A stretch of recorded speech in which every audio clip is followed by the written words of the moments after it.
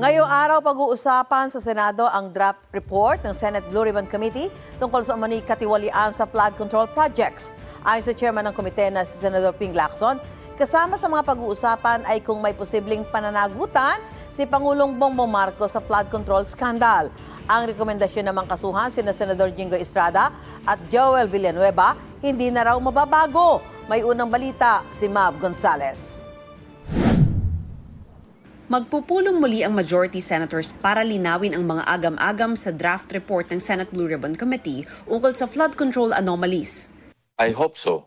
Sana ma-resolve na namin yung lahat ng kanilang mga concerns, ma-address, pagkatapos ma-conclude na namin kung makakagather ba ng 11 o hindi. Para na sa ganun, we can move on. Matatawag ulit ako ng pagdinig at tapusin na namin i-close na namin yung inquiry tungkol sa flood control projects at gagawa na ako ng final committee report. Remember, merong hindi maisasama dun kasi hindi nasaklaw yung pang-7 hearing Mababago pa po yung version na lumabas. Ano ho? Kasi may nag-leak na po Pero hindi doon sa sustansya. No? Yung ang napag-usapan namin, at least nung Miyerkules, yung paggamit ng appropriate language doon sa mga ibang paragraphs na napansin nila na pwede pa i-improve. Sa nag-leak na draft report, inirekomenda ng komite ang pagsasampa ng reklamo laban sa ilang senador, kongresista at iba pang opisyal ng gobyerno. Sabi ni Blue Ribbon Committee Chairman Senador Ping Lacson, hindi na mababago ang rekomendasyong kasuhan sina Senador Joel Villanueva at Jinggoy Estrada na tumanggap umano ng kickbacks mula sa flood control projects.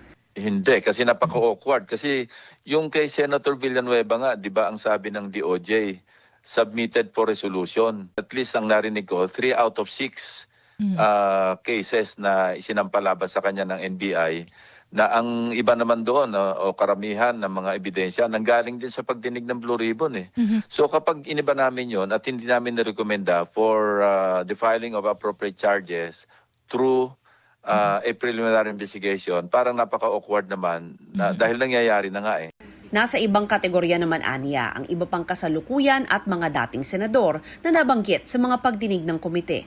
While nabanggit yung pangalan nila, walang kalaman-laman, kundi yung pagkabanggit lang ng pangalan na di umano, nagbigay yung si Yusek Bernardo sa dating staff ni Senator Binay, nagbigay dun sa dating staff ni Senator Grace Poe. Ganon din yung kay Senator Villar Nasabi lang na nagdala ng pera sa ganon, pero wala yung pinagbabasihang ibang ebidensya. Kaya actually wala nga kami masabing recommendation doon except na binanggit yung kanilang mga pangalan. Inirekomenda rin aniyang kasuhan si dating House Speaker Martin Romualdez. Hindi po siya off the hook pa. Hindi, malayo. Kasama siya doon I think sa second category. Parang magka-lump sila ni dating Senate President Escudero. While nabanggit yung mga pangalan nila, walang direktamente na tinanggap nila yung pera. Sa ngayon, walang nakikita ang Blue Ribbon na aabot kay Pangulong Bongbong Marcos ang flood control kickbacks. Wala kayong makita kasi ang presidente nag-a-approve talaga ng GAA pag napunta sa kanya. Saka hindi naman siya yung nag-prepare ng General Appropriations Bill.